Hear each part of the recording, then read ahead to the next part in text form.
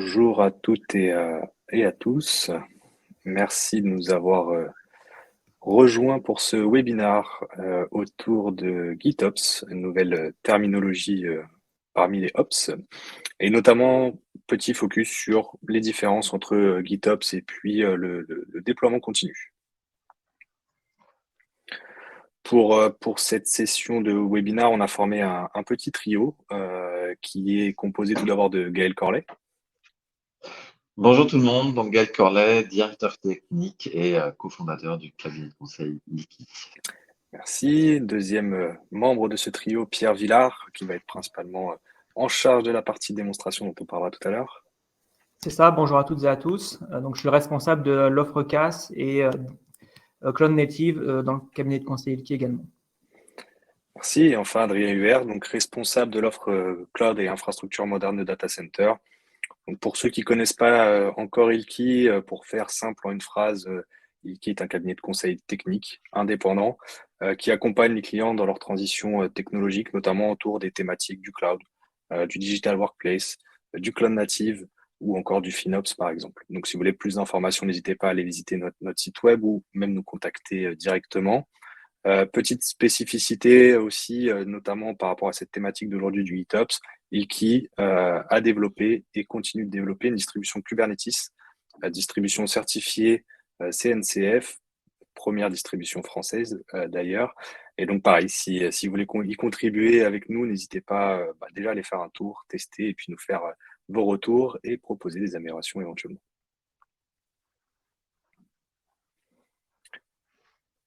Donc pour ce webinaire, on va aborder différentes thématiques. Partant un peu des technologies et des principes, je dirais, qui sont fondateurs du GitOps. On va discuter de la CI/CD, on va discuter de la CI aussi, évidemment. On va voir en quoi Git devient un élément central dans cette stratégie GitOps, parler des grands principes, et puis ensuite faire une petite démonstration, parce que rien ne vaut une petite démonstration pour voir à quoi ça ressemble, pour enfin conclure et puis aller vers des questions-réponses s'il y a besoin. D'ailleurs, pour ces questions, n'hésitez pas, vous avez dû apercevoir un onglet questions qui vous permettra de vous poser, de nous poser pardon, les questions auxquelles on répondra probablement à la fin et ou en cours de route si la thématique correspond. En tout cas, voilà, en termes de timing, je vois que c'était une question. On va essayer de rester dans l'heure et d'essayer de garder à peu près une quinzaine de minutes pour les questions-réponses. Gaël, je te passe la main. Très bien. Oui, merci beaucoup Adrien. Donc, on va commencer avec une petite introduction, ou en tout cas, avant d'aborder le vif du sujet au niveau du GitOps, on va quand même regarder un petit peu dans le rétroviseur et voir de quelle technologie le GitOps s'inspire. Donc, on va commencer par l'infrastructure as code, qui est une pratique complétée avec évidemment un certain nombre d'outils qui va nous permettre de gérer nos infrastructures en s'inspirant de toutes les bonnes pratiques des développeurs. Donc, avec en premier lieu l'utilisation d'un mécanisme de versionning de nos différents fichiers de code et manifestes. Donc ici, bien sûr, avec le logo Git. Ensuite, avec un certain nombre d'outils, dont les outils d'automatisation. Donc ici, vous reconnaissez sans doute l'icône, le logo d'Ansible, bien qu'il en existe d'autres comme Chef, Salt, etc. Et donc l'idée ici est réellement de limiter en fait les actions manuelles sur l'infrastructure pour gagner en fiabilité et tout simplement éviter les erreurs humaines. Ce principe d'automatisation, il va consister tout simplement à provisionner des machines virtuelles avec un OS vierge et ensuite d'utiliser ces différentes technologies d'automatisation pour pouvoir installer complètement en fait vos machines virtuelles sans aucune intervention humaine. Donc, bien évidemment, la plupart de vos applications ne sont pas composées d'une seule machine virtuelle, mais d'un ensemble de machines virtuelles. Et donc, on vient rajouter à cette technologie d'automatisation des outils d'orchestration avec ici, bien sûr, le logo de Terraform, le golden standard du marché, pourrais-je dire, en termes d'orchestration de machines virtuelles. Donc, pourquoi s'orienter vers là? Bien, l'idée, c'est surtout de pouvoir répliquer très simplement des environnements de manière fiable et consistante. Donc, travailler à automatiser ces environnements de dev, de test, de qualification, de pré-prod, puis de production. Voilà, l'objectif, c'est vraiment d'éviter ces problèmes d'alignement lorsque vous développez vos applications, que vous souhaitez les mettre à jour sur vos différents environnements.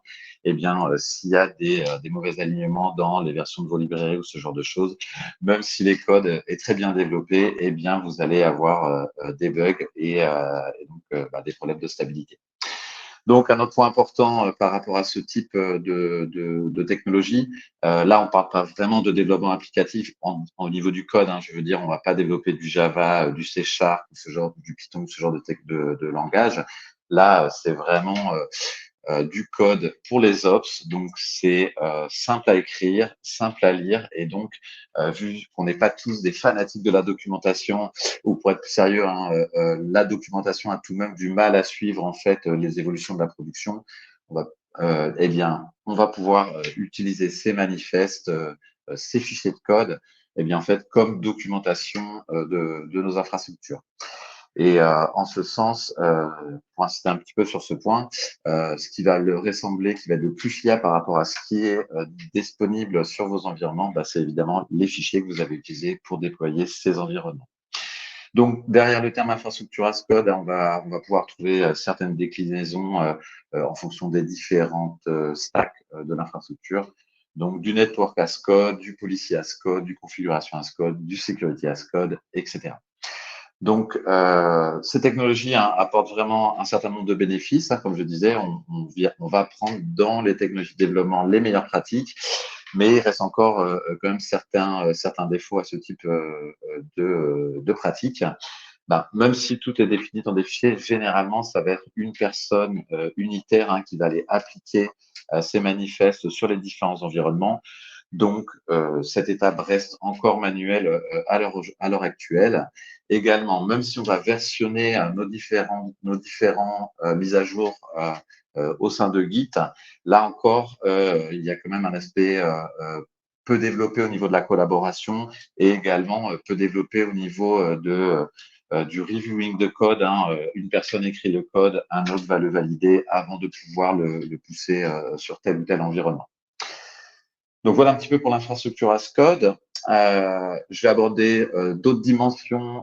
Donc la prochaine, tout ce qui va être intégration continue, donc plus orienté sur le développement. Donc ici, volontairement par rapport à ce que j'indiquais sur la revue de code, bien sûr, on a mis deux développeurs ici. L'un va pouvoir écrire le code et le second va pouvoir faire une première vérification, voire essayer d'améliorer en fait la manière dont a été développée telle ou telle fonctionnalité. Donc, une fois que le code est jugé de bonne facture, on va le pousser sur notre repository Git et on va déclencher un workflow, donc typiquement un pipeline de continuous integration qui va être composé d'un certain nombre d'étapes. Donc, les premières étapes, généralement, ça va être des outils de linting qui vont analyser le code pour savoir s'il n'y a pas toujours une coquille ou un problème d'indentation, ce genre de choses. Puis, on va dérouler un certain nombre de tests applicatifs, des tests unitaires, tout simplement pour s'assurer que la fonctionnalité attendue répond bien aux besoins. Et ensuite, on va avoir des mécanismes de build automatique. Alors, l'un des avantages de ce type de pipeline d'intégration continue, donc c'est vraiment que ça va améliorer la fiabilité du code et donc mécaniquement aussi amener les développeurs à faire des mises à jour plus fréquentes, puisqu'on va gagner en confiance par rapport à ce type de workflow. Donc juste aussi ici, pour paraphraser JFrog au niveau de son motto, ils disent release often or die. Donc effectivement, le motto est un petit peu brutal, mais ça représente quand même bien les apports que vont pouvoir apporter ce type de technologie. Donc, une fois qu'on a construit notre artefact, une archive Java ou autre, eh bien, on va pouvoir passer à une étape une étape suivante qui va être tout simplement le continuous delivery, où là, on va injecter notre artefact dans un format, donc soit par l'infrastructure as code dans des machines virtuelles potentiellement, soit évidemment de plus en plus dans des images de containers. Donc, voilà pour l'intégration continue. Ensuite, on va essayer de passer au déploiement continu, mais là, on va se heurter en réalité à des aspects maturité des développements applicatifs et maturité des architectures. Donc, est-ce qu'on va pouvoir déployer nos artefacts et potentiellement nos containers directement comme ça sur nos différents environnements jusqu'à la production? Eh bien, on va analyser ici deux méthodes de mise à jour et on va essayer de réfléchir dans un premier cas en considérant des monolithes et dans un deuxième cas en considérant des architectures modernes à base de microservices. Donc, typiquement, le premier exemple ici de mise à jour, je vais dire avancé, donc c'est le mode blue-green, c'est-à-dire que chaque fois que vous allez mettre à jour votre application, vous allez reconstruire complètement l'environnement. Donc, si votre application est composée de 5 machines virtuelles, l'idée ici, ça va être de reconstruire ces 5 machines virtuelles directement en intégrant les mises à jour. Et l'idée également ici, c'est grâce à un mécanisme de load balancer, somme toute assez rudimentaire, eh bien, rediriger en fait les requêtes des utilisateurs vers la nouvelle version. Donc, si on parle de monolithe ici, est-ce qu'on va pouvoir réaliser cette action sans interruption? Dans la réalité des faits, peut-être dans les environnements hors production, parce qu'il n'y a pas réellement d'utilisateurs, mais dans les environnements de production, la pratique aujourd'hui, ça va quand même être toujours de trouver une fenêtre d'interruption de ce service ou de cette application pour justement pouvoir faire cette bascule. Je ne vais pas rentrer dans tous les détails, mais effectivement, lorsqu'on va, par exemple, faire une extension de schéma dans une base de données, et oui, ça va être extrêmement difficile de faire cette bascule à chaud. Donc, on va le faire de manière hors d'usage.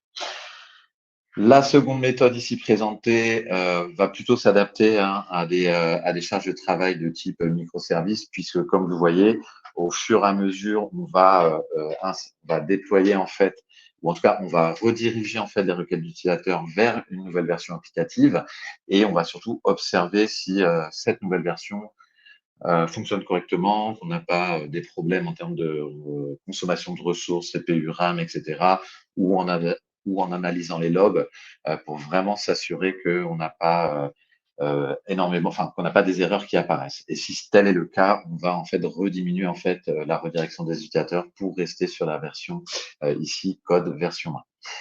Donc, évidemment, quand je vous montre cette méthode, il y a quand même quelque chose d'intéressant ici, c'est que à un instant T, on va potentiellement avoir des utilisateurs qui sont et sur l'ancienne version, et sur la version de production actuelle, et sur la nouvelle version qu'on veut déployer.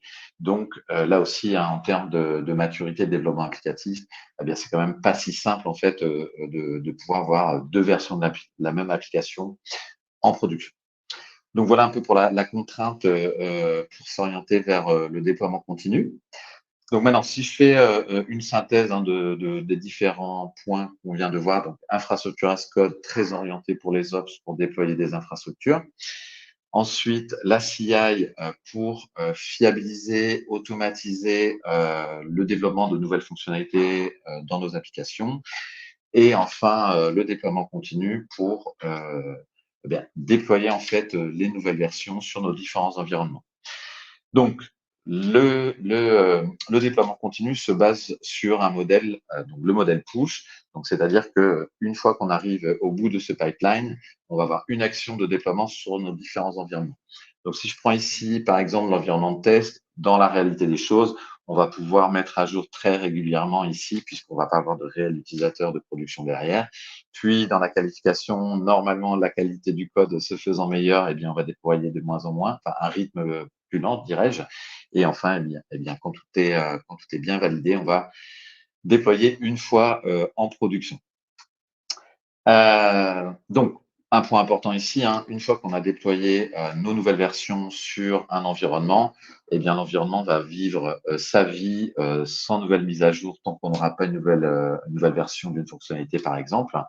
Et là, la difficulté, c'est que potentiellement, on va commencer à assister à un phénomène de dérive par rapport à ce qui a été initialement poussé en termes de code par ce mécanisme de déploiement continu.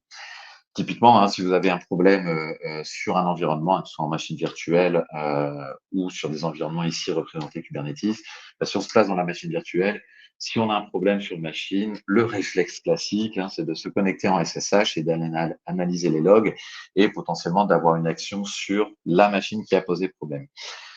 Si on porte ça dans le monde Kubernetes, ça va être de se connecter avec la commande kubectl et potentiellement analyser les logs de la même manière et peut-être prendre des actions. Et donc, ce mécanisme va faire qu'au fur et à mesure, on va potentiellement avoir une divergence entre ce qu'on a initialement déployé et ce qui s'exécute réellement en production. Donc, voilà, dans ce cas-là, parler de drift. Donc, là, j'ai abordé l'infrastructure as code, la CI, la CD. Je vous ai présenté quelques défauts, évidemment un certain nombre d'avantages. Donc, on va pouvoir rentrer dans le vif du sujet et aborder qu'est-ce que le GitOps. Est-ce que je peux te couper du coup, peut-être juste pour nous faire un petit retour, un partage d'expérience sur, c'est bien l'infrastructure as code, le CI/CD. Est-ce que tu aurais un retour d'expérience sur le niveau d'adoption justement de ces méthodes, technologies au sein des entreprises? Alors oui, effectivement, merci pour cette question, Adrien. Non, quand on regarde effectivement l'adoption de ces différentes méthodes dans les entreprises à l'heure actuelle, tout ce qui va être intégration continue est réellement vraiment adopté par le marché et par les équipes de développement depuis un certain temps. Donc si on parle un peu d'une loi de Parrott, on va quand même dire que 80%, voire plus des entreprises qui développent des logiciels, du software, vont réellement utiliser ce type de solution pour accélérer la fréquence, augmenter la fréquence des mises à jour et surtout fiabiliser les développements qui arrivent jusqu'à la production. Donc, très orienté développement. Maintenant, si on regarde un petit peu au niveau de l'infrastructure as code, à ce niveau-là, on est les administrateurs et toutes les technologies de gestion d'infrastructure, historiquement, c'est vrai qu'elles sont un tout petit peu plus graphiques. Et donc, effectivement, il y a une certaine inertie, même si depuis une dizaine d'années, on voit quand même que progressivement, l'infrastructure as code commence à être adoptée. Mais bon, je vais dire quand même un rythme moins soutenu que l'intégration continue du côté des développeurs, mais on commence effectivement à avoir des entreprises de plus en plus matures à ce niveau-là. Et au niveau du déploiement continu, donc là, si je reprends ma loi de Parrott, on va dire que c'est plutôt 20% des entreprises qui adoptent en fait les pratiques de déploiement continu. Et là encore, généralement, vu qu'on a quand même encore beaucoup d'architectures de type monolithique dans nos applications, ces usages vont plutôt être utilisés de manière automatisée dans les environnements hors production. Et pour les environnements en production, les quelques entreprises qui vont l'utiliser vont surtout quand même trouver une fenêtre d'interruption de service, mais permettre de fiabiliser le déploiement quand même avec cette chaîne de déploiement continu. Voilà. Donc des adoptions un petit peu différentes suivant les technologies. Ok, merci maman. Je te laisse passer sur le sujet qui doit intéresser tout le monde, le GitOps. Voilà, donc comme vous l'avez sans doute noté, dans ce terme GitOps, il y a forcément le terme Git. Et donc là, l'idée également, ça va être de baser en fait toutes les modifications qu'on va faire sur notre infrastructure par des fichiers placés sur un repository Git. Donc en ce sens, on dit que le repository Git, tous les fichiers de code que vous allez mettre sur ce repository Git vont devenir la source de vérité de votre infrastructure. Et donc, l'idée, c'est que chaque fois que vous allez faire des modifications sur les différents manifestes qui vont être présents sur votre repository Git, donc généralement avec des pull requests et du reviewing par un certain nombre d'acteurs avant de valider une modification, vous allez pouvoir déclencher ces pipelines de CI, ces pipelines de CD, et donc automatiser le déploiement, on va dire, jusqu'à vos différents environnements. Donc là encore, sur le schéma qui est présenté ici, on a Git qui va être l'outil central en fait de manipulation de vos applications et de vos infrastructures. Donc le CI pour tout ce qui va être développement applicatif et à ce stade en tout cas de la présentation, la CD pour tout ce qui va être manipulation de l'infrastructure. Alors évidemment ici, il y a un seul petit carré Git, mais dans la réalité des choses, évidemment, il y aura le repository pour les développeurs et le repository pour les ops. On va vraiment dissocier en fait ces deux méthodes entre les compétences des uns et des autres, des développeurs et des ops. Donc, Git va vraiment être l'outil qui va permettre de collaborer entre les différentes personnes que ce soit dev ou ops, et donc surtout améliorer la qualité des choses, puisque avant de valider une pull request, eh bien, elle aura été validée par un certain nombre de personnes. Juste si je refais un parallèle par rapport à l'infrastructure as code, vraiment l'infrastructure as code, le responsable de ça a bien marché ou ça n'a pas bien marché, c'est celui qui va réellement lancer la modification. Donc voilà, ici on va plutôt travailler en équipe et collaborer pour améliorer tout ça et éviter des erreurs en production. Donc, le point important ici, c'est vraiment de retenir que tout va se jouer au niveau de Git et grâce à toutes les fonctionnalités de Git, eh bien, on va pouvoir améliorer les choses. Donc, si on parle donc maintenant en fait de ce que va apporter la pratique et les outils GitOps, là l'idée ça va vraiment être de passer d'un mode push, comme je vous disais tout à l'heure, où on va envoyer une modification en production et ensuite l'infrastructure va vivre sa vie avec potentiellement du drift de la divergence. Et donc avec ce type d'outil GitOps, l'idée ça va être que on va avoir une boucle de réconciliation infinie qui va qui va passer son temps en somme à regarder vos manifestes sur votre repository Git, regarder la réalité de l'infrastructure et dès qu'on va avoir une modification sur l'infrastructure, eh bien en fait réconcilier en fait l'état de vos différents environnements avec ce qui est réellement présent sur votre repository Git. Voilà. Donc ici, le principe, c'est que vous n'allez plus manipuler directement vos environnements. Donc, je prenais l'exemple du SSH tout à l'heure ou du Qt control.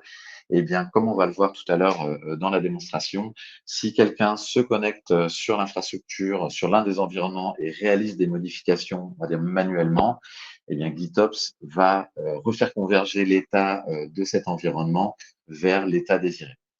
Alors, si certains de vous manipulent déjà Kubernetes, voilà, c'est des notions qui sont assez répandues. Enfin, en tout cas, c'est le mode de fonctionnement du Kubernetes, de toujours avoir un œil sur ce que vous lui avez demandé de déployer sur votre infrastructure, la réalité de l'infrastructure, et donc converger toujours vers l'état désiré, qui est donc ce que vous avez prévu comme déploiement de vos applications ou de vos différents composants sur ces infrastructures. Donc voilà un petit peu le secret de GitOps, c'est tout simplement évoluer du push vers le pull avec une boucle de réconciliation continue fait que vous évitez toute dérive de vos environnements et correspondent fidèlement à ce que vous avez décidé initialement sur votre repository Git. Très bien. Donc, bonne nouvelle. Donc, le GitOps est une notion qui a été avancée par une société qui s'appelle Weave en 2018. Et donc, il y a eu un certain nombre d'échanges, ou en tout cas la définition d'un certain nombre de principes donc, qui sont exposés ici. Donc, le premier principe, ça va vraiment être cette architecture déclarative. On va décrire dans des fichiers l'état désiré de notre infrastructure. Premier point, et donc c'est là que va rentrer bien sûr, c'est là que la notion de repository Git va être importante. Ensuite, en deuxième point, en deuxième principe du GitOps, eh bien, ça va être bien sûr de versionner tout ce que l'on fait pour avoir une historisation des modifications qu'on a apportées à notre infrastructure et également pouvoir très simplement revenir à la version précédente, tout simplement en cas de problème. Alors, le terme immutable ou immuable en français est également indiqué ici. Alors, donc, ici, ça indique vraiment que l'état désiré doit être stocké d'une manière qui va renforcer l'immutabilité en fait de vos workloads. Donc, ceux qui manipulent le container vont tout de suite comprendre que derrière ce terme, dès qu'on parle de quelque chose d'immutable, on pense tout de suite au container, puisque le container, à la différence de la machine virtuelle, est un format en read-only. Et donc, une fois qu'il est déployé quelque part, il est réellement immutable, on ne va pas pouvoir le modifier. Alors, c'est pas clairement indiqué ici container, et à raison, puisqu'on va le voir à l'issue, à la fin de ce webinaire, quelques orientations qui ne sont pas totalement liés au container, mais donc ces principes GitOps ne s'appliquent pas uniquement, ou en tout cas n'ont pas été pensés uniquement pour les containers, même si dans la réalité des faits, on verra avec les outils, aujourd'hui, c'est vraiment vers ce monde-là que les premiers outils apparaissent. Le troisième aspect, c'est effectivement de passer d'un mode push à un mode pull. Donc, pour ne pas avoir un mécanisme plutôt de déclenchement, hein, ce qu'est le mode push, mais plutôt la possibilité d'être constamment connecté et de pouvoir récupérer en fait les modifications dès qu'elles apparaissent pour les pousser sur l'infrastructure. Et enfin, le quatrième principe, ça va vraiment être cet aspect garantir l'état désiré de l'infrastructure avec une boucle de réconciliation qui va constamment comparer la réalité de vos infrastructures avec ce que vous désirez vraiment déployer sur cette infrastructure et donc faire converger votre infrastructure si jamais les choses divergent. Très bien. Alors, un point important. Oui, un point important également, puisque, donc, comme je le disais, Weave a initié en fait cette terminologie GitOps dans les années 2018, enfin en 2018, et donc la CNCF a créé un working group en son sein justement pour réfléchir à ces différentes problématiques et pour arriver à ces 4 principes qui ont été validés en version 1.0 le 8 novembre 2021, donc finalement il y a quelques semaines, quelques jours. Donc, les premiers principes GitOps sont désormais définitivement validés. Les 4 principes que vous voyez à l'écran. Très bien. Donc, si on parle un petit peu des outils, donc comme je vous le disais, il y a l'implémentation dans la réalité des faits aujourd'hui de ce type d'outils, eh bien, va se baser sur des solutions qu'on va déployer sur nos clusters Kubernetes. Donc, 2 acteurs principaux, Argo, hein, qui a été développé par une société, majoritairement en tout cas par une société qui s'appelle Intuit, qui développe des applications financières. Et un second outil, Flux, qui est développé justement par la société Weave dont je vous parlais à l'instant. Et donc ces deux projets concurrents sont tous deux soutenus par la CNCF. Hein, ils sont en stade incubating. Et donc un point intéressant ici, hein, c'est que je vais quand même le souligner, la CNCF, donc, qui est la fondation sous la Next Foundation qui pilote en fait tout l'écosystème autour de la cloud native, supporte 2 projets concurrents, mais il n'y a aucun problème pour sponsoriser deux projets concurrents au sein de cette fondation. Alors, on verra, il y a des petites différences entre ces 2 outils. Par exemple, Argo dispose d'une interface graphique, tandis que Flux n'en dispose pas. La courbe d'apprentissage de Flux est également un petit peu plus difficile. Donc, également, pour notre démonstration, on utilisera Argo 1. Il est un petit peu plus visuel et donc, ça rendra la démonstration que plus agréable à suivre. Donc, ces 2 outils, c'est vraiment ce que je vous ai présenté jusqu'à maintenant, hein, cette boucle de réconciliation entre le repo Git et votre infrastructure cible. Alors, il y a un autre outil également développé par Weave qui est passé récemment également en incubating. Et donc, cet outil va permettre de favoriser en fait les mises à jour modernes, hein, de type par exemple Canary, comme je vous ai présenté tout à l'heure.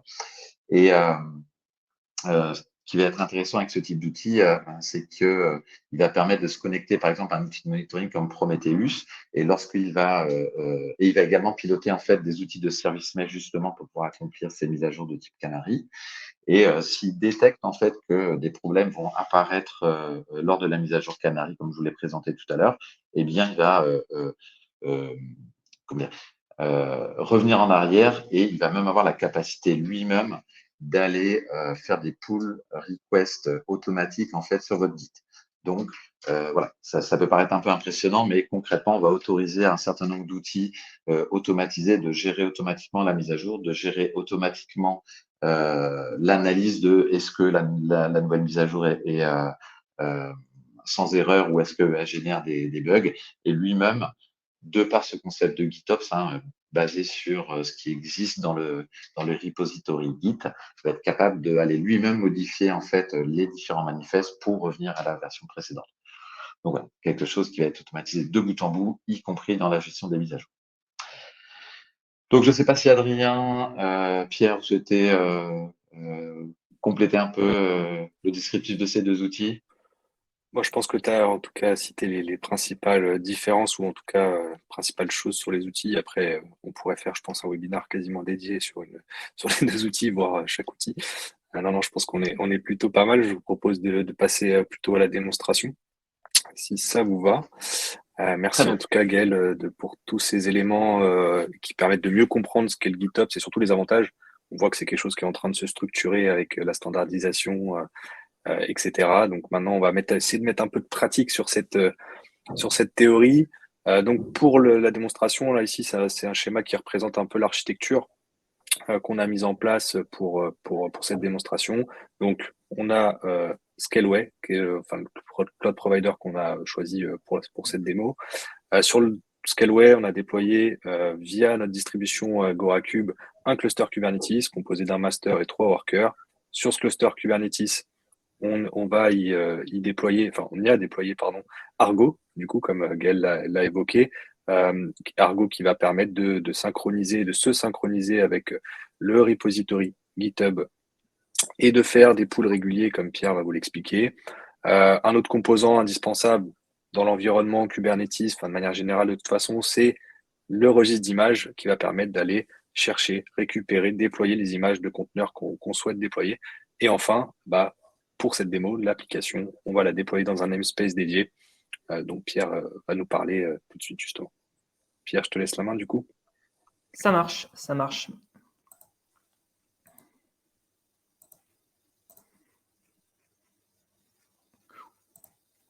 Ok, donc là c'est bon, Gaël et Adrien, vous confirmez que vous voyez bien l'écran? On est bon. Ouais, ok. On est Donc bon. c'est parti. Donc ouais, donc là du coup, comme donc ce qu'a annoncé Adrien, l'objectif de la démonstration, ça va être justement de mettre en œuvre le concept du GitOps Pool tel qu'énoncé justement par Gaël. Donc on va voir ensemble que finalement, la mise en place de ce type de technologie-là, c'est pas forcément quelque chose qui est véritablement complexe. Hein. En réalité, finalement, Argo CD, c'est une technologie qui s'installe très facilement sur du Kubernetes. Des technologies comme Flux, ça s'installe aussi très facilement. Et là, finalement, on va voir ensemble comment ça peut se configurer.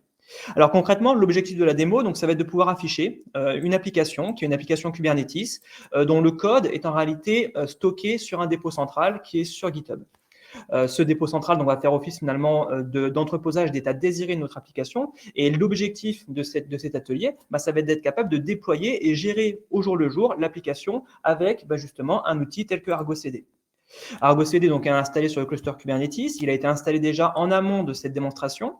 Et on peut voir que finalement, Argo CD, en termes de configuration, il n'y a pas énormément d'objets. C'est-à-dire que concrètement, Argo CD, la seule configuration qu'on va lui donner, c'est la localisation du dépôt Git. On va lui indiquer également, comme vous le voyez ici, finalement la branche à synchroniser. Et puis, pourquoi pas, les X fichiers de configuration YAML qu'on a dans Kubernetes et qu'on cherche justement à faire exister sur notre cluster. Donc, on indique finalement la source. On indique aussi, bien évidemment, la destination. Où est-ce que Argo CD va concrètement aller déployer ces éléments? Et là, on voit qu'en termes de destination, on a simplement la localisation du cluster, qui est dans ce cas de figure un cluster qui est en local. Et comme vous le voyez, Argo CD peut tout à fait également orchestrer et gérer au quotidien des applications qui sont carrément sur des clusters distants, pas forcément le cluster sur lequel il est lui-même installé. On voit également que finalement, l'application qui est dans notre dépôt Git va être déployée dans un namespace qui s'appelle le namespace GitOps Demo. Alors pour l'instant, l'application, comme vous le voyez, elle n'existe pas encore. Elle n'est pas encore réellement déployée sur le cluster Kubernetes. Et on peut s'en assurer simplement en allant voir au niveau du cluster Kubernetes quels sont les différents namespaces qui sont disponibles. Et on voit qu'actuellement, le namespace par défaut, celui que je suis en train de cibler avec mon installation kubectl, c'est justement le namespace GitOps Demo. Et ce namespace GitOps Demo, si jamais je demande à en lister les différentes ressources avec des commandes kubectl classiques, par exemple kubectl get all, je me rends compte qu'en réalité, il n'y a absolument aucune ressource qui est déployée dans ce namespace. On va attendre d'avoir le retour. Voilà. Il n'y a absolument aucune ressource qui est déployée dans ce namespace, ce qui est normal. Hein. Et du coup, ça explique que mon application ne soit pas réellement actuellement disponible. Alors, si jamais je reviens sur Argo maintenant, je clique sur le détail de mon application Argo, je vois que Argo a donc bien réussi à se connecter sur le dépôt Git. Et puis là, il m'annonce que l'état de mon application est out of things. Donc, ça veut dire quoi concrètement? Ça veut dire que mon application devrait exister, parce que dans mon dépôt Git, mon application existe, mais en réalité, actuellement, sur le cluster, elle n'existe pas. Donc là, à ce moment-là, j'ai la possibilité d'indiquer à Argo, dans un premier temps, de faire, pourquoi pas, une synchronisation manuelle. J'ai aussi la possibilité d'indiquer à Argo de faire une synchronisation automatique et d'aller vérifier toutes les X minutes, est-ce que le dépôt central a eu des modifications et est-ce que les informations qui sont sur mon dépôt central de code, donc sur mon état désiré au niveau du GitHub, correspondent bien à l'état actuel que j'ai sur mon cluster. Là, pour la démo, on va commencer par une action manuelle. Donc, on va dire on fait une synchronisation en appuyant sur le bouton synchronisation pour justement faire une synchronisation manuelle. Un petit peu une sorte de push-bouton. Donc, je clique sur le bouton de synchronisation manuelle. Bon, je vois que j'ai quelques paramètres qui finalement correspondent, vous voyez un petit peu pour les personnes qui ont déjà fait peut-être un petit peu de Kubernetes, les boutons ici, les différentes options correspondent vraiment finalement aux arguments de la commande kubectl. Donc, je clique sur synchronisation. Je vois que maintenant, l'état de mon application, vous voyez, est passé en synchronisation. On voit qu'ici, il est en train justement de synchroniser. Ça y est, c'est CLC. Tous les composants de mon application ont été actuellement déployés sur mon cluster Kubernetes. On voit que Argo, en plus de ça, était capable de répertorier justement les différentes ressources qui devaient être créées, qui devaient exister sur le cluster par rapport à l'état désiré que j'ai sur mon GitHub. Donc, il est capable de lister, vous voyez, les différentes ressources. Là, on voit que l'application est finalement une application web qui est constituée de X config-map pour configurer l'application. On voit aussi qu'on a quoi? On a deux services. Un service frontal qui annonce les composants frontaux web de l'application, qui est un service de type Node-Port. Et puis, on a ensuite un service, on va dire, de back-end, qui est un service ici de BDD, qui annonce, lui, derrière, les composants de BDD. L'application Simple Web étant une application de gestion d'utilisateurs dans une base de données. Donc là, c'est bon, l'application a été déployée. Si jamais je regarde maintenant au niveau des composants déployés dans mon namespace, je vois que, effectivement, oui, tous les composants sont bien déployés. Donc, il a bien réussi à se synchroniser, à aller chercher l'état désiré de mon application sur le dépôt central et faire en sorte que cet état existe réellement sur le cluster, et là, en l'occurrence, sur le cluster local. Alors après, on peut aussi s'en assurer, tout simplement, voilà, on recharge la page, c'est bon, l'application, du coup, est bien disponible. Alors ça, c'est quelque chose qui est assez sympa, mais ça reste quand même du push-bouton. Ce n'est pas forcément non plus, je dirais, la cible quand on va commencer à vouloir mettre en place du GitHub Pull. Comme Gaël vous l'a annoncé, le mieux, c'est véritablement de pouvoir faire une synchronisation régulière de cet état désiré qui est sur le dépôt Git. Et puis comme ça, on se retrouve avec un outil comme Argo qui va s'assurer régulièrement que l'application telle qu'elle est désirée existe réellement sur le cluster. Et ça a plein d'avantages, notamment la fameuse, le fameux correctif du configuration drift, tel qu'il a été annoncé par Gaël, et qu'on verra du coup ensemble là dans quelques instants. Donc là, maintenant, je vais activer justement cette synchronisation. Donc, rien de plus simple. Dans Argo CD, voilà, on a un bouton d'activation de synchronisation. On clique dessus et on a deux autres options qui viennent se mettre en place. Le fait de pouvoir supprimer automatiquement les ressources qui ne sont plus officiellement déclarées dans le dépôt central, donc dans mon référentiel d'infrastructure. Donc ça, bien évidemment, je l'active. Et puis, je vais aussi activer, tant qu'à faire, le self-heal qui va me permettre de justement auto-soigner en quelque sorte mes applications et corriger le configuration drift si quelqu'un vient faire des modifications de mes applications en dehors justement de mon dépôt central de code et donc du coup potentiellement en dehors de tous mes outils d'intégration continue, de tests de qualité de code, de tests de sécurité de mon code ou de conformité de mon code. Donc ça, bien évidemment, je l'active également. Voilà, à partir de cet instant, ça y est, là, Argo CD est configuré pour aller se connecter régulièrement sur le dépôt Git et s'assurer que finalement la définition de mon application sur le dépôt Git correspond bien à ce qui est en train de s'exécuter actuellement sur mon système. Par défaut, le temps de connexion comme ça et de synchronisation régulier est basé sur une périodicité de 1 minute, mais c'est quelque chose qui est tout à fait réglable. Donc là, voilà. Maintenant, ce que je vais pouvoir faire, c'est aller faire justement une modification de mon code sur le dépôt central. Et ça, concrètement, ça tombe bien. J'ai une pull request qui est en attente. Donc, j'ai un utilisateur qui a fait une pull request sur ma branche principale au niveau de mon dépôt Git, qu'on va appeler du coup la branche app et qui correspond à ma branche, dans le cas de figure ici de la démonstration, la branche de production. Et puis, je vois que cet utilisateur a fait une pull request. Il a voulu modifier 3 fichiers. Et puis, je vois que concrètement, dans sa pull request, qu'est-ce qu'il a fait? Il a supprimé un fichier de configuration. Donc là, j'ai le détail, moi, dans l'interface de Visual Studio Code. Donc, je peux indiquer, pourquoi pas ici, faire ma revue de code, tout simplement. Donc, OK, je suis d'accord qu'il ait supprimé ce fichier de configuration. Je peux regarder aussi, il a modifié ici le déploiement, visiblement le déploiement de la partie frontal web. Il a ici, l'utilisateur, décidé de passer de 3 réplicas à 10 réplicas. Et on voit dans le retour ici, vous voyez, de la commande, le déploiement web était bien ici à 3 réplicas. Et puis, on voit que l'utilisateur a aussi décidé de changer, remplacer un config map par un secret. Bon, là, visiblement, c'est en plus de ça un secret qui annonce les credentials pour se connecter à la base de données. Donc, c'est plutôt une bonne chose en soi. Donc, on valide. On voit ensuite, bien évidemment, l'utilisateur a défini le secret pour se connecter sur la base de données. Je valide également. Donc là, pour moi, c'est bon. Les ajouts de l'utilisateur sont bons, sont conformes. Je vais pouvoir du coup ajouter son code sur le dépôt central. Bien sûr, on aurait aussi pu ajouter ici des outils finalement un petit peu automatiques d'intégration continue pour finalement nous aider en tant que reviewer à savoir est-ce que oui ou non le code présente des inconvénients ou des problématiques si jamais il doit être mergé sur notre code principal. Bon, là, on l'a pas implémenté, mais on aura très bien pu le mettre. Si on avait mis en place des outils d'intégration, on aurait vu justement les retours des différents tests ici au niveau de la demande de pull request de l'utilisateur. On voit que l'utilisateur, au niveau de la pull request, fait finalement une demande d'une branche patch, qu'on pourrait voir ici comme une branche de fonctionnalité, vers notre branche applicative principale qui, justement, est surveillée par Argo CD. Donc, j'autorise la demande de l'utilisateur. Je fais ma demande de création. Voilà, ça y est, là, les deux branches sont fusionnées. À partir de ce moment-là, mon code sur le dépôt central a été mis à jour. Je vais pouvoir revenir sur l'interface de Argo.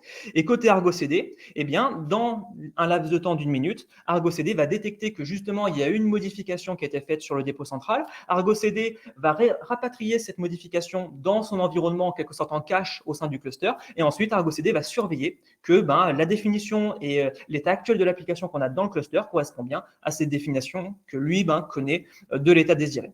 Donc, ça prend, voilà, dans le maximum 1 minute, le temps qu'il soit notifié justement de cette modification. Alors, dans l'attente ici des 1 minute et du fait que Argo soit notifié, on peut voir aussi les différentes vues que Argo a.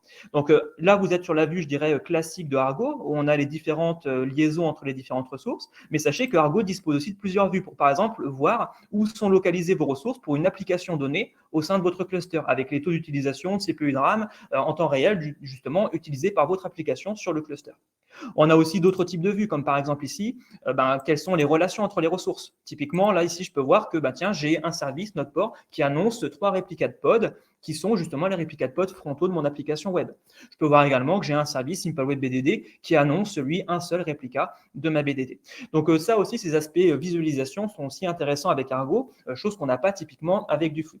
Après, sachez que Argo, on n'est pas obligé de le gérer et de le piloter par l'interface graphique. Le gros intérêt d'Argo, c'est que derrière, quand vous l'installez, ça vous apporte des ressources supplémentaires dans votre environnement que vous pouvez du coup piloter avec du code Kubernetes classique. Donc je dirais que là, on vous montre l'interface pour l'aspect un petit peu démo et visualisation, c'est toujours plus sympa, mais dans un contexte réel d'utilisation, bien évidemment, toutes les configurations d'Argo sont gérées plutôt par des notions justement de fichiers de configuration Kubernetes.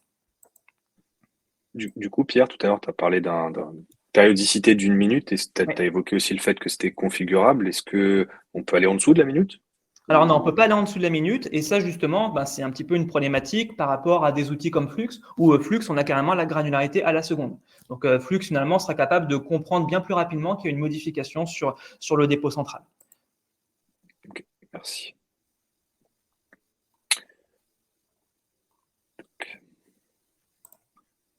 Alors j'en profite du coup juste pour rappeler, on a bien vu les questions, on va y répondre à la fin et n'hésitez pas du coup à poser d'autres questions si vous le souhaitez, on prendra grand plaisir à répondre tout à l'heure. Évidemment, nous sommes en plein dans l'effet démo. Non, il va le prendre. Alors, en attendant, ce qu'on peut voir également, c'est pourquoi pas justement le fichier d'application. Si jamais, là, je vous ai parlé donc, des fichiers d'application au format Kubernetes, en fait, vous voyez, ça ressemble tout simplement à ça. Donc, concrètement, on indique la source du dépôt central et la destination, voilà, quel cluster Kubernetes, sur quel justement namespace on a envie de déployer l'application, et il va aller déployer l'application sur le namespace en question. Voilà, là, vous voyez, c'est bon. Donc là, il l'a pris. Bon, c'est qu'on avait dû être vraiment, on a dû faire à quelques secondes, on a pris la minute, du coup. Mais voilà, donc là, vous voyez, il a bien pris la définition, la nouvelle définition. Il a créé un nouveau réplica set et là, il est en train de gérer, du coup, les nouveaux pods en nouvelle version. Et c'est déjà bon. Là, en réalité, l'application est déjà déployée. Si jamais je refais, vous voyez, un qctl get all, je retrouve bien mes différents iPods. Mon application est toujours bien disponible et je suis bien, du coup, dans ma nouvelle version d'application telle que définie dans Argo CD au niveau de mon dépôt de code. Alors après, ce que Gaël tout à l'heure vous a indiqué, c'est justement qu'on avait la possibilité d'auto-soigner nos applications avec Argo et avec les outils de GitOps Pool, justement, qui vont vérifier régulièrement que votre application est dans le bon état. Là, on pourrait imaginer qu'on a un administrateur ou un utilisateur ou je sais pas, quelqu'un de malveillant qui s'est connecté sur votre cluster et qui a envie de justement modifier votre application, mais en dehors des outils justement d'intégration que vous avez mis en place et donc du coup en dehors de tous les outils de gestion de qualité, de conformité et de sécurité de vos applications. On pourrait donc imaginer qu'un administrateur arrive sur le cluster et puis décide d'appliquer un code Kubernetes classique, un fichier YAML qui vient éditer votre application en, pourquoi pas, modifiant l'image de référence de l'application et en rajoutant, pourquoi pas, un port supplémentaire en écoute sur l'application. Je vais donc appliquer ce code-là, kubectl, apply classique-f et le code donc badap. Je l'applique. Là, immédiatement, Argo va le détecter. Il va immédiatement détecter que cette nouvelle version d'application n'est pas conforme à ce qui avait été indiqué dans l'état désiré. Et donc, immédiatement, Argo va supprimer l'ajout de l'utilisateur et le remplacer par la véritable définition d'application telle que vous l'avez sur votre dépôt central de code. Donc, ça permet également finalement d'auto-soigner les applications et ça permet d'auto-soigner le configuration drift qui peut être soit on va dire dû à un effet de bord ou soit réellement dû à quelqu'un qui se connecte sur le cluster et qui modifie vos applications sans passer par vos outils centralisés. Merci Pierre. Merci beaucoup pour un peu justement de pratique, comme on disait dans cette théorie. Je trouve ça montre bien en quoi Git devient la source de vérité. Alors on l'a pas évoqué là, mais on peut éventuellement aussi faire du rollback, par exemple, qui font partie des fonctionnalités de Git. Donc si la version qu'on a déployée est pas bonne, on peut revenir en arrière grâce justement aux fonctionnalités par défaut de Git. Une autre tendance aussi, et là beaucoup, Argo se synchronise avec des registres GitHub pour l'analyser et faire des pools si besoin. La tendance va être aussi après d'aller se synchroniser avec des registres d'images. Si une nouvelle image est mise à disposition sur un registre, la dernière version latest, automatiquement Argo va le détecter et puis déployer par exemple la nouvelle image sur ce cluster, la nouvelle version de l'application. Merci encore, Gaël, je te relaisse la main du coup pour la suite, à part si tu voulais rajouter quelque chose. Donc, Pierre, merci beaucoup pour cette démonstration efficace. On a beaucoup parlé de Kubernetes, on a surtout dit que actuellement, en tout cas, les outils développés dans cette dimension GitOps le sont pour le monde de Kubernetes. On a beaucoup focalisé sur des applications, mais est-ce qu'on va pouvoir utiliser GitOps, enfin en tout cas ces méthodes GitOps avec cette boucle de réconciliation avec d'autres environnements que nos applications portées sur Kubernetes? Eh bien, probablement, oui, évidemment. Est-ce qu'on va pouvoir gérer une flotte de clusters avec Kubernetes? Donc, je pense que vous êtes au fait que, en fait, sur un cluster Kubernetes à l'heure actuelle, on est capable d'installer des librairies, en tout cas des contrôleurs managers qui s'appellent du Cluster API. Donc, à l'heure actuelle, c'est développé en fait par la CNCF. C'est natif en fait dans les solutions, en tout cas dans les clusters, dans les distributions Kubernetes. On peut donc l'ajouter simplement dans une distribution Kubernetes. Et ce cluster API, qu'est-ce qu'il permet de faire? Eh bien, il permet de déployer en fait d'autres clusters Kubernetes, par exemple du GKE sur Google, de l'EKS sur AWS, de l'AKS sur Azure, du Tanzu sur VMware, voire du Agora Cube, là vous le souhaitez. Et donc cette cluster API, en fait, ça compose en fait un cluster Kubernetes de management qui permet lui-même de gérer des flottes de clusters Kubernetes pour vos développeurs, pour telle application, pour tel environnement. Donc, évidemment, si vous utilisez des manifestes qui vont manipuler ce cluster API et que vous les intégrez à une dimension GitOps, eh bien, en fait, vous allez pouvoir avoir cette boucle de réconciliation, qui va s'assurer que les différents clusters que vous avez souhaité déployer sont bien déployés et avec toutes les configurations, tous les role-based access control, bref, toute la manipulation de ressources que vous avez faite dans ces différents clusters. Donc là, effectivement, on va pouvoir, ce que je disais tout à l'heure, on va pouvoir manipuler et des containers applicatifs, mais on va également pouvoir manipuler des clusters Kubernetes en tant que tel. Alors, il y a également d'autres outils qui se définissent par des manifestes Kubernetes comme des outils de conformité. Donc là, j'ai pris deux exemples. Open Policy Agent, l'acteur historique de la conformité, et qui peut s'utiliser pour des containers, des clusters Kubernetes, mais également pour d'autres besoins cloud ou autres. Et Kyverno, le petit dernier, un petit peu plus simple à utiliser, dirais-je. Mais voilà, vous allez également pouvoir utiliser ces solutions pour vous assurer que personne vient modifier un certain nombre de règles de sécurité, de conformité que vous appliquez sur vos environnements et sur Kubernetes. Et donc, un dernier point avec un outil qu'on apprécie particulièrement au sein d'Ilki, qui est un outil qui s'appelle Crossplane et qui va être capable de discuter, en tout cas actuellement, avec les trois hyperscalers du marché, donc Google Cloud, Azure et AWS. Et donc, si je puis faire un petit parallèle, c'est un petit peu un outil qui va permettre de faire un petit peu la même chose que Terraform. Et donc là encore, la perspective, c'est que vous puissiez manipuler en fait toutes vos ressources cloud comme des définitions grâce à Crossplane qui s'exécute sur Kubernetes. Et donc le GitOps va vous permettre d'assurer que eh bien, vos infrastructures cloud, ne dérivent pas de l'état désiré que vous souhaitez leur donner. Donc voilà quelques perspectives qu'on a en tête dans l'usage des technologies GitOps. Très bien. Donc, peut-être des cas d'usage hors des applications sur Kubernetes telles que je viens de les présenter ici, probablement d'autres cas d'usage à venir. Donc, pour terminer ce webinaire et passer aux questions, donc je souhaitais simplement vous présenter un modèle de maturité, donc un maturity model développé par Weave. Donc, puisque vous avez compris que au travers de ce webinaire, pour évoluer vers la dimension de GitOps, il va quand même falloir avoir, on va dire, il va falloir cocher un certain nombre de cases, être comme mature sur tout ce qui est infrastructure as code, être mature sur tout ce qui est CI et avoir des applications au fur et à mesure qui évoluent vers des architectures modernes type microservices. Donc, ce qu'indique ici Weave, c'est que la première étape pour évoluer vers le GitOps, c'est tout à fait ce que je viens de dire, c'est déjà être capable en fait de manipuler et ces applications et ces infrastructures par du code, donc sans intervention humaine. Une fois que vous aurez franchi cette étape, eh bien vous allez pouvoir donc l'étape 0, on va rester sur un mode push.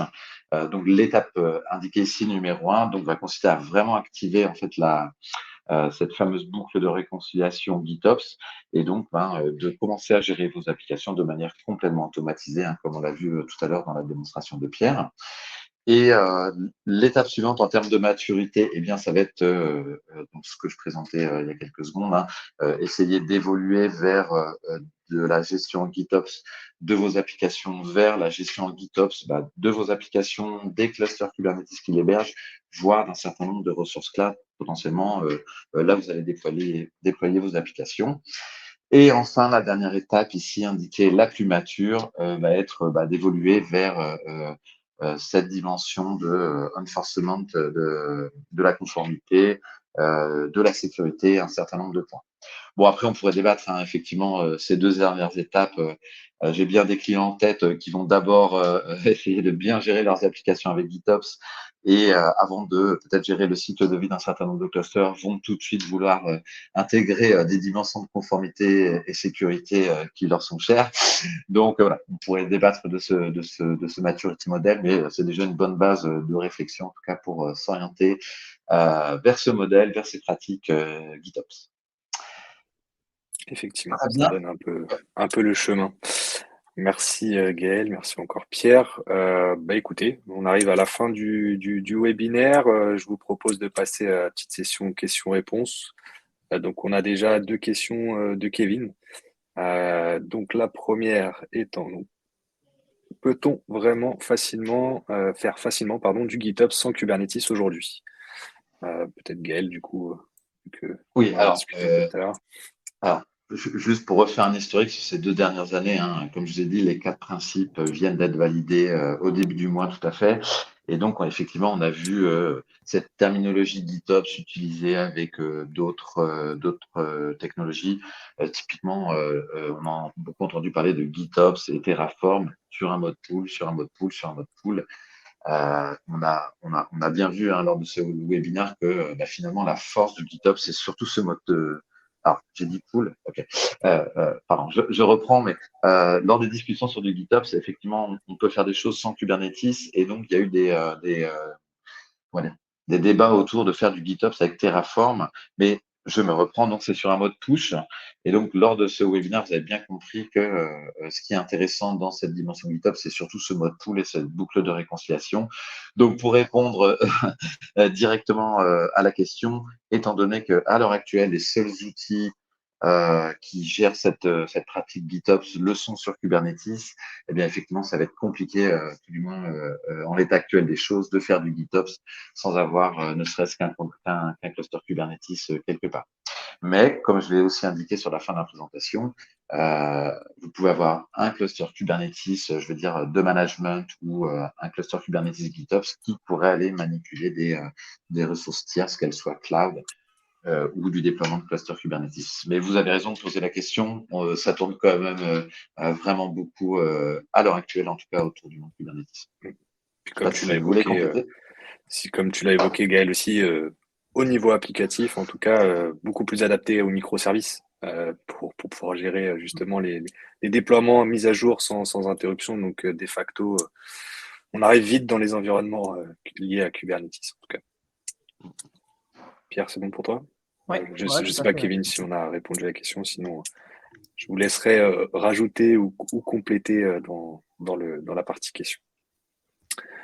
Pour la deuxième, du coup, on est à comment est gérée la notion d'environnement dans Argo CD.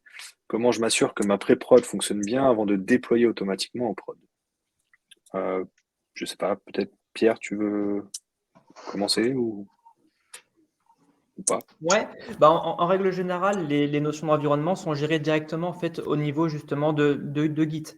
Donc, ce qu'il faut savoir, c'est que véritablement côté Argo, typiquement, si on a plusieurs environnements applicatifs, on va essayer d'éviter d'avoir un seul serveur Argo central qui va piloter l'intégralité des environnements. Parce que le souci, c'est que du coup, si jamais vous avez le moindre souci sur ce Argo, par exemple, qui gère la pré-prod ou qui gère peut-être vos environnements de test ou autre, bah, potentiellement, ça va impacter l'intégralité des environnements. Donc, dans Argo, on sera plutôt sur une notion de un Argo central qui est capable de gérer un environnement applicatif particulier. Les définitions d'application, vraiment au sens applicatif que vous déployez, vous avez vu que c'est géré finalement par la notion d'application dans Argo, où vous allez indiquer à chaque fois des projets, et vous allez indiquer à chaque fois des branches et pourquoi pas des sous-dossiers dans vos branches particulières à synchroniser. Et après, autrement, c'est côté Argo. Argo est capable de surveiller l'état de santé de vos applications. Argo, il vous propose des API. Donc concrètement, si jamais vous faites un déploiement avec Argo sur un environnement de pré-production et vous voyez que typiquement les pods ne démarrent pas, Argo, ça va être capable de le détecter. Il va être capable de le détecter, puis après, vous allez pouvoir récupérer ça sous forme d'événements et traiter ces événements pour indiquer est-ce que oui ou non, vous ajoutez votre code sur la branche principale de votre projet côté Git, qui est vraiment votre projet de production. Et si jamais véritablement ça fonctionne et que la branche côté production est modifiée côté Git, derrière, Argo qui est en watch en quelque sorte sur cette branche de production déploiera votre application sur l'environnement de production. Donc il y a vraiment finalement un couplage entre Argo et Git de ce côté-là et de la gestion d'événements. Ça rejoint un petit débat qu'on avait tout à l'heure justement entre nous aussi sur la partie déploiement continu. Est-ce qu'on peut vraiment le considérer quand on déploie, je dirais, sur un autre environnement que la production? Ça, c'est un débat. Et donc, in fine, si on déploie sur nos environnements, je dirais, pré-production, dans ce cas-là, est-ce que ça rentre pas simplement dans une chaîne, dans une pipeline de CI, in fine? Et comme le disait Pierre, en fait, on va plutôt se baser sur les API, sur les events pour intégrer ça dans une chaîne de CI avant d'arriver au but ultime, qui est le déploiement continu sur l'environnement de production, quoi. C'est ça. Et après, pour répondre à la question, comment je m'assure que ma pré-prod fonctionne? Alors même si on va avoir, comme l'indiquait Pierre, effectivement, si les containers ne démarrent pas, bon là, c'est que ça fonctionne vraiment pas, mais de toute façon, vous allez très probablement être obligé d'ajouter des outils tiers, du Prometheus pour superviser les performances. Je sais pas si vos containers prennent 100% de CPU. Peut-être qu'il y a un problème.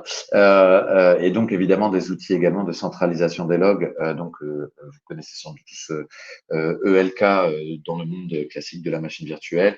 Eh bien, vous allez pouvoir utiliser EFK, donc FluentD, pour centraliser les logs de vos différents pods.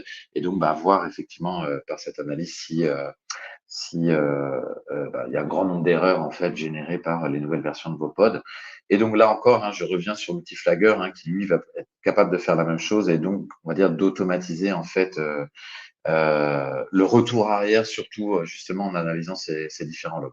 Donc bien sûr, vous allez devoir très vraisemblablement utiliser des outils tiers. Allez, il reste 1 minute. Est-ce que quelqu'un d'autre a une dernière question? Eh bien, en tout cas, merci Kevin pour vos 2 questions.